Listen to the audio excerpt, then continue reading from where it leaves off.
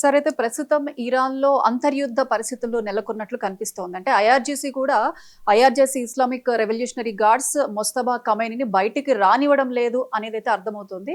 అసలు ఇరాన్‌ని అమెరికా యుద్ధానికి ఎవరు వెనక నుండి నడిపిస్తున్నారు సార్? ఎస్ అండి. ఇప్పుడు ఇస్లామాబాద్‌లో రెండో దఫా శాంతి చర్చలు మొదలయ్యాయి. కానీ మొదలవ్వగానే మొదటి దఫా శాంతి చర్చలకి నేతృత్వం వహించిన ఇరానియన్ పార్లమెంట్ స్పీకర్ ఎవరంటే ఈ మహమ్మద్ బాగేర్ గాలిబాఫ్ అటెండ్ అవ్వకపోవడం, ఆయన మీద తీవ్రమైన ఆయన్ని ఐఆర్జీసీ రానివ్వలేదు అన్నట్టు తెలుస్తుంది. నెంబర్ 1. నెంబర్ 2 ఏంటంటే ఇప్పుడు ఫిబ్రవరి 28వ తారీఖున ఆపరేషన్ రోరింగ్ లయన్లో ఈ ఆయితొల్లా అలీ ఖైమోనీ చనిపోయిన తర్వాత ఆయన వారసుడిగా వచ్చిన ముస్తాబా ఖైమోనీ ఫిబ్రవరి 28 నుంచి కూడా ఇప్పుడు దాకా మనకి పబ్లిక్లో కనిపించలే. అసలు ముస్తాబా ఖైమోనీ వారసుడు బ్లడ్ లైన్ కాబట్టి ఆయన ముందు పెట్టారు అంతే. కానీ యాక్చువల్గా ఇరాన్ని రన్ చేసేది ఎవరు? అమెరికాతో జరుగుతున్న యుద్ధాన్ని ముందుకు నడిపించే నేతృత్వం ఎవరు వహిస్తున్నారంటే ఐఆర్జీసీ, ఇస్లామిక్ రిపబ్లికన్ గార్డ్స్ కార్ప్సే చేస్తున్నట్టు తెలుస్తుంది. ఎందుకంటే ముస్తాబా ఖైమోనీని పక్కన పెట్టారు అని తెలుస్తుంది. కానీ ఆయన అనేది ఒక ఐక్యతకి, అంటే ఆయితొల్లా అలీ ఖైమోనీ వారసుడు కాబట్టి ఆయన్ని ముందు పెట్టుకుని యుద్ధం నడిపిస్తుందని తెలుస్తుంది. కానీ ప్రస్తుత పరిస్థితిని ఇరాన్లో మనం గమనించినట్టయితే ప్రస్తుతం అక్కడికి వచ్చే రిపోర్ట్లు, అక్కడ జియో పొలిటికల్ సిచ్యువేషన్, ఇరాన్లో ప్రతినిధులు ఎవరెవరు బయట మాట్లాడుతున్నారు, యుద్ధంలో ఎవరెవరు చనిపోతున్నారు, అమెరికాతో ఎవరెవరు ఇవన్నీ మనం గమనించినట్టయితే ప్రస్తుతం ఇరాన్ని నేతృత్వం వహిస్తున్నది మాత్రం ఏది ఇస్లామిక్ రిపబ్లికన్ గార్డ్స్ కార్ప్స్ ఐఆర్జీసీఏ అన్నట్టు తెలుస్తుంది. ఎందుకంటే ఫిబ్రవరి 28న యుద్ధం మొదలైన తర్వాత ఇద్దరు ఐఆర్జీసీ చీఫ్ల్ని ఇటు మొసాదు సిఐఏ చంపడం జరిగింది. ఇప్పుడు 3వ అధ్యక్షుడిగా ఐఆర్జీసీకి నేతృత్వం వహించేది అహ్మద్ వాహిది. ఈయన ఒక నియంతృత్వమైన పోకడ. ఈయన డైరెక్ట్గా ఆయితొల్లా అలీ ఖైమోనీ కాలం నుంచి ఈయన ఉంటున్నాడు. ప్రస్తుతం ఈయన ఒక నియంతగా ఐఆర్జీసీ ఆధ్వర్యంలో ఒక సైనిక తిరుగుబాటునే ఆల్మోస్ట్ తీసుకొచ్చినట్టు తెలుస్తుంది. ముస్తాబా ఖైమోనీని బయటికి రాయకపోవడం, తర్వాత ఇరానియన్ పార్లమెంట్ స్పీకర్ కోసం ట్రంప్ మాట్లాడడం వల్ల ఆయన మీద అనుమానంతో ఈ యొక్క బాగేర్ గాలిబాఫ్ను పక్కన పెట్టించడం, ఇవన్నీ చూస్తే ఏంటంటే ఈ ఐఆర్జీసీ పూర్తిగా కంట్రోల్ చేస్తుంది ఇరాన్ని, నాట్ ముస్తాబా ఖైమోనీ అనేది మనకు తెలుస్తుంది. తర్వాత ఇరాన్లో ఇప్పుడు ఆయితొల్లా అలీ ఖైమోనీ 1979 ఇస్లామిక్ రెవల్యూషన్ తర్వాత ఈ మొత్తం అడ్మినిస్ట్రేషన్ అంతా 6 విభాగాల ద్వారా జరుగుతుందన్నమాట. ఈ 6 విభాగాలకి నేతృత్వం వహించేది నెంబర్ 1 సుప్రీం లీడర్. తర్వాత ఈ యొక్క ఎక్స్పర్ట్ కౌన్సిల్ అనేది ఒకటి ఉంటుంది. ఎక్స్పర్ట్ కౌన్సిల్ అంటే 88 మంది ఉంటారు. తర్వాత గార్డియన్ కౌన్సిల్ అనేది 12 మంది ఉంటారు. ఈ 3 చాలా ఇంపార్టెంట్ వింగులు అనమాట. ఇక 4వది ఏంటంటే ఎక్స్పీడియన్సీ కౌన్సిల్ అనేది. ఇక 5వది parliament president, Majlis parliament president ఉంటారు. తర్వాత సుప్రీం లీడర్ ఉంటారన్నమాట. దీంతో పాటు 6వదే IRGC Islamic Republican Guards Corps అనేది సుమారు 3 లక్షల మంది ఉంటారు. కానీ యాక్టివ్గా ఉండేది 1,25,000 మంది. ఈ ఐఆర్జీసీలో కూడా ఆ 6 వింగులు ఉంటాయి. అది నేవీ, గ్రౌండ్ ఫోర్సెస్, తర్వాత ఎయిర్ ఫోర్స్, ఎయిర్ వింగ్ అనేది, దాంతోపాటు బాసిజ్ ఫోర్స్ ఒకటి, తర్వాత ఇంటెలిజెన్స్ వింగ్, ఇలా 6 ఉంటాయి అనమాట. వీళ్ళు చాలా డేంజర్. యాక్చువల్గా ఆయితొల్లా అలీ ఖైమోనీ ఇరాన్ని పరిపాలించింది ఆర్మీ ద్వారా కాదు, పోలీసు ద్వారా కాదు. ఈ ఆర్మీ 6 లక్షల ఆర్మీ కూడా వీళ్ళ ఐఆర్జీసీ ఆధ్వర్యంలో ఉంటాయి. ముఖ్యంగా ఈ స్ట్రాటజిక్ మిసైల్ అని, నేవల్ ఫోర్సెస్, సబ్మెరైన్స్ అన్నీ కూడా ఈ ఐఆర్జీసీ ఆధ్వర్యంలో ఉంటుంది. యాక్చువల్గా వీళ్ళే ద ఫోర్స్ అనమాట ఇరాన్లో. ఇప్పుడు ఈ ఐఆర్జీసీని ఆయితొల్లా అలీ ఖైమోనీ తయారు చేసిన విధానం ఏంటంటే ఇస్లామిక్ చట్టాలకు అనుకూలంగా ఇస్లామైజేషన్ అనమాట. అంటే ఇస్లామీకీకరణ చేసేసి ఒక ఇండాక్ట్రినేషన్ చేసి ప్రతి వాళ్ళు ఒక మత పెద్దగా క్లరిక్స్గా ఫీల్ అవుతారన్నమాట. ముల్లాల్లో ఉన్నట్టే ఉంటారన్నమాట. కాబట్టి వీళ్ళకి దేశభక్తి ఎక్కువగా ఉంటుంది. దేశం పోయే స్థితిలో ప్రాణాన్ని అర్పించడానికి సిద్ధంగా ఉంటారు ఐఆర్జీసీ. కానీ పక్క దేశాలకు మాత్రం ప్రాబ్లమే.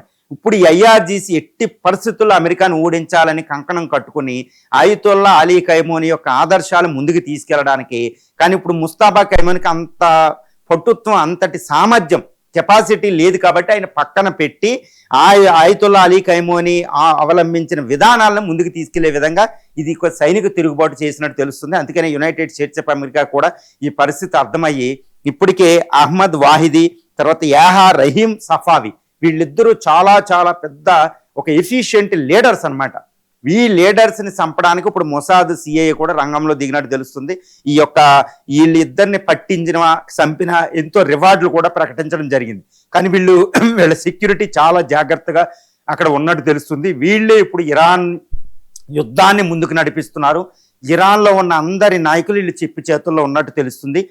అందుకని ఇప్పుడు ఇస్లామాబాద్లో 2వ దఫా చర్చలకి ఈ బాగేర్ గాలిబాపర్ పంపలేదు. కేవలం అబ్బాస్ అరాచి విదేశాంగ శాఖ మంత్రి ఐఆర్జీసీ మాట వింటారు కాబట్టి ఆయనే పంపినట్టు తెలుస్తుంది. ఈవెన్ పెజాస్కియన్ మరి ఎలా ఉన్నారు, ఎవరు ప్రెసిడెంట్ ఏ విధంగా ఎవరి మాట వింటున్నారో మనకు తెలియదు.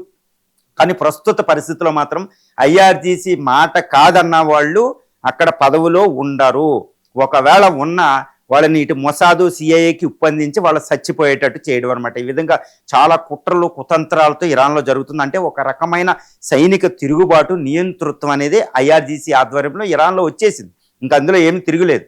కానీ ఒకవేళ యుద్ధం అయిన తర్వాత ఈ యొక్క అంతర్గత కుమ్ములాటలు ఏది ఇన్ ఫైటింగ్ అనేది బయటపడే అవకాశం ఉంది. అదే యుఎస్ ప్రెసిడెంట్ డొనాల్డ్ ట్రంప్ ఎదురు చూస్తున్నట్టు తెలుస్తుంది. ఎందుకంటే ఇప్పుడు యుద్ధం అంటే అమెరికా వచ్చి ఇజ్రాయెల్ వచ్చి అటాక్ చేశారు కాబట్టి ఇరాన్ అంతా ఒక్క తాటిపైకి వచ్చింది. దీన్ని ఐఆర్జీసీ ఉపయోగించుకుంటుంది. కానీ యుద్ధం అయిన తర్వాత మళ్ళీ వ్యతిరేక శక్తులు ఒకరికొకరు ఇన్ఫైటింగ్ అంతర్గత కుమ్ములాట్లు వస్తే అది ఒక అంతర్యుద్ధానికి దారితీస్తుంది. కానీ ఇక్కడ ఒక విషయాన్ని పరిగణించాలి. ఐఆర్జీసీ అనేది చాలా శక్తివంతమైనది, అన్ని వింగిల్ కంట్రోల్లో ఉంటాయి. కాబట్టి ఈ యొక్క గార్డియన్ కౌన్సిల్, ఎక్స్పర్ట్స్ కౌన్సిల్ని, ఈ ప్రెసిడెంట్ని, పార్లమెంట్ని అన్నీ కూడా ఐఆర్జీసీ కంట్రోల్ తీసుకునే అవకాశం ఉంది. ఈ అహ్మద్ వాహిదీ మాత్రం బ్రతుకుంటే మాత్రం ఆయన ఒక అతిపెద్ద నియంతృత్వంగా ఆయతొల్లా అలీ ఖైమోని ఆయనే సుప్రీం లీడర్ అయినా ఆశ్చర్యం లేదు. లేకపోతే ఒక ముస్తాబా ఖైమోని ఒక బుట్ట బొమ్మగా అక్కడ పెట్టి ఇప్పుడు అరెస్ట్ చేసి లోపల పడేసినట్టు ఆయన ఒక బుట్ట బొమ్మగా అక్కడ పెట్టి అహ్మద్ వాహిదే దేశాన్ని పరిపాలించకపోవచ్చు. ఇది పాకిస్తాన్ మనం చూస్తున్నాం. అసిమున్నీరు ప్రభుత్వం ఉన్న అసిమున్నీరే ఉంటారు. కాబట్టి ఇప్పుడు ఇరాన్లో ప్రస్తుతం చూస్తే ఏదైనా జరగవచ్చు. అక్కడ రాజ్యాంగం ఇస్లామిక్ రాజ్యాంగం లాగా ఆయతొల్లా అలీ ఖైమోని పెట్టిందే. అక్కడ ఐఆర్జీసీ ఆధ్వర్యంలో ఫోర్స్ ఉంటుంది. కాబట్టి సైనిక తిరుగుబాటు జరిగింది. ముస్తాబా ఖైమోని ఒక ఆట బొమ్మే. ఈయన తర్వాత కూడా బ్రతికే ఉండే అవకాశం. ఆయన సుప్రీం లీడర్ పెట్టి అహ్మద్ వాహిద్ ఐఆర్జీసీ ఇరాన్ పరిపాలించబోతుంది. మరి దీని ప్రభావం ప్రపంచం మీద ఎలా ఉండబోతుందంటే చాలా డేంజరస్ సిచ్యువేషన్ అనమాట. ఎందుకంటే ఇరాన్లో నియంతృత్వం మళ్ళీ ఇస్లామిక్ రూల్ ముందుకెళ్తే గల్ఫ్ కంట్రీస్ ఎప్పుడూ ఇన్సెక్యూర్గా ఉండాలి. గల్ఫ్ కంట్రీస్ సున్నీ దేశాలకి చాలా చాలా ప్రమాదం. తర్వాత ఈ ఐఆర్జీసీ కూడా ఇప్పుడు అమెరికాను ఆల్మోస్ట్ ఓడించినట్టు పని చేసింది కాబట్టి అమెరికా వెనక తగ్గింది. కాబట్టి ఇప్పుడు అంతకు ముందున్న ఈ గల్ఫ్ ఇప్పుడు యెమెన్లో ఉన్న హౌతీస్ని, హమాసు, తర్వాత హిజ్బుల్లా, ఇరాక్లో ఉన్న ఈ ఇస్లామిక్ షియా బ్రదర్హుడ్ని, ఈ టెర్రరిస్ట్ ఆర్గనైజేషన్కి సపోర్ట్ మాత్రం ఇరాన్ మానే అవకాశం ఇక్కడ మనకు కనపడడం లేదు. కాబట్టి గల్ఫ్లో ఈ సంక్షోభం ఇంకా ముందుకు వెళుతుంది.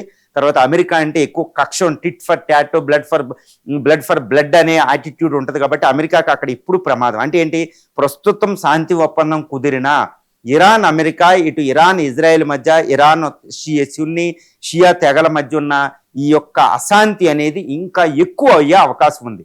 అది ఇరాన్. మరి ఇరాన్ ప్రజలు ఐఆర్జీసీని అడ్డగించి ప్రజాస్వామ్య ప్రభుత్వాన్ని తీసుకొచ్చే కెపాసిటీ అయితే ఇప్పుడు ఇరాన్లో కనపడడం లేదు. ఎందుకంటే యుద్ధం వల్ల, రీకన్స్ట్రక్షన్ లేకపోవడం వల్ల, బలవంత ఏళ్ళ చేతిలో వల్ల ఆయిల్ ఇండస్ట్రీ అంతా ఐఆర్జీసీ చేతిలో ఉంటుంది, ఆయుధాలన్నీ ఐఆర్జీసీ చేతిలో ఉంటుంది. కాబట్టి ఇరాన్లో ఒక నియంతృత్వమైన ఇస్లామిక్ ప్రభుత్వం రాబోతుంది అనేది ఇక్కడ మనకు అర్థమైపోతుంది. ఈ సైనిక తిరుగుబాటు, ముస్తాబా ఖైమోని అరెస్ట్ అయ్యి లోపల ఉండడం అనేది ఇరాన్కే కాదండి అందరికీ ప్రమాదం.